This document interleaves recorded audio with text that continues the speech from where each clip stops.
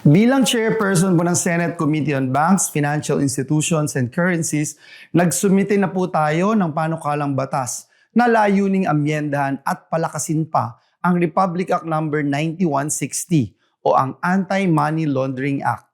Ito po ang magiging armas natin para labanan ang tinatawag ng mga financial crime at protektahan ang integridad ng ating sistemang pinansyal.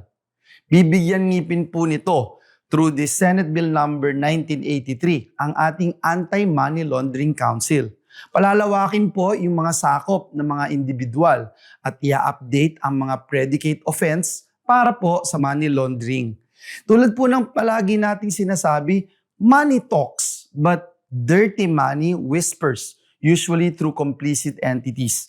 Kaya kailangan po talaga natin ng isang mas malakas na batas para habulin po ang mga kriminal na pilit itinatago ang bakas ng kanilang mga transaksyong pinansyal.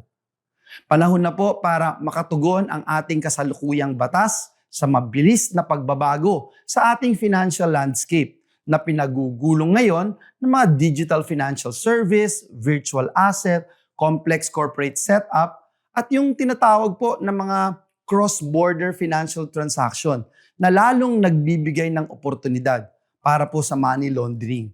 Ito po ang dahilan kung bakit ang Financial Action Task Force ay patuloy na nagpapaalala para sa mas matibay na financial intelligence capabilities, mas epektibong pamamahala sa mga covered entity at mas mabilis na enforcement mechanism.